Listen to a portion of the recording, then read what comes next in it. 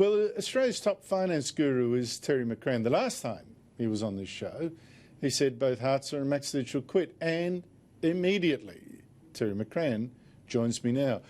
Why did it take so long for them to go? Well, we now know, obviously, Andrew, that banking is not for Hartzer. And chairmanship, and chairmanships plural, should not be for Maxted. Clearly, what should have happened, and it should have happened last week, was the chairman should have asked the CEO to resign. Failing his willingness to resign, he should have been sacked with prejudice last week. And you know what that means? It means he shouldn't be walking out the door with $2.7 million as a sort of a final, you know. $2.7 million? Exactly. Now, having said that, he is going to lose some millions of dollars in bonuses that he will no longer now be able to get in the form of shares. When a similar thing happened to the head of NAB, Andrew Thorburn, he lost $21 million worth of shares that might normally have come to him over the next few years. So there is a penalty. But having said that, in his time as CEO, Brian Hartzer has pocketed well over $20 million. And as you say, he's going to leave the bank not only with a multi-billion-dollar fine, it's going to be more than $1 billion in relation to Austrac. He's going to leave the bank with all the debt treatise of the Royal Commission itself, which is over $2 billion and rising. And as I said, did I say last week, the class actions are going to tumble from the sky. You did say that. And that will run into who knows what figures. So he leaves a trail of wreckage behind him, but it's not only that he's leaving that trail of wreckage, the chairman and the entire board is leaving that wreckage behind him. Let me just make one final comment. Lindsay said it took 6 days to judge all this issue. What that 6 days was, the 11 directors of the Westpac Bank sitting there like rabbits in the glare of a spotlight, frozen in absolute fear and stupidity, and they were only jolted into action last night by events that were developing over the last 2 days. Which includes, I wonder whether those final comments of Hartzer saying, let's batten down. Well, they didn't actually trigger this. What triggered it was when Lindsay Maxted sat down with the major shareholders and they told him very clearly, Lindsay, this is not good enough. You have to take specific action. There have to be scalps, and those scalps have to start with the CEO. Well, why I don't buy his explanation that they needed 6 days to get to the bottom of what had actually happened.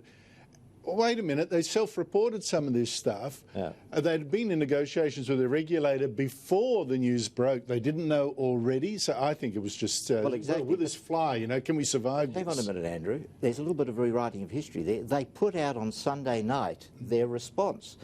Yet after Lindsay Maxted got to the bottom of all this, their response on Sunday night had nothing about the CEO going, had nothing about what the head of the compliance committee not staying on the board. That was about fluff. What they put out on Sunday night was fluff. We're going to deliver better outcomes. We're going to deliver fixes. We're going to play around at the edges of the Terry, issue. given all that, how can Maxted, the chairman, say, and by the way, look, I'm simply going to bring forward my retirement, you'll be glad to hear that I'll still be there until, I don't know, May, June. That can't, surely that can't. Absolutely not on.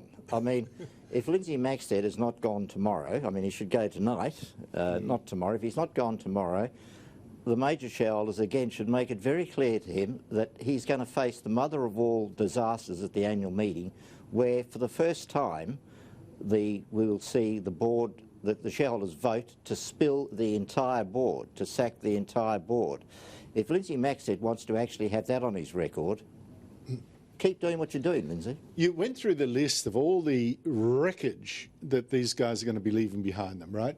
There's the $1 billion plus fine, there's the legal costs, there's also Austrac now saying it's launching legal action. ASIC is now looking at, Austrac is the $1 billion fine. Okay. ASIC is the corporate regulator, it's also looking at. So they're looking at it too, more costs, class actions, blah, blah, blah. I mean, this is going to be billions of dollars. How can Westpac survive this financially? Yeah, I mean, because customers are also going to walk away. Did I say last week, but if I didn't, I should say it again. The integrity of the bank should not be at risk. I mean, you know, if the governance continues to behave the way it's behaving, if the board continues to behave the way it's behaving, well then it might raise issues. But no, this is not it should not be a bank threatening exercise. We come to the ultimate point, Andrew. They've got to get a new chairman.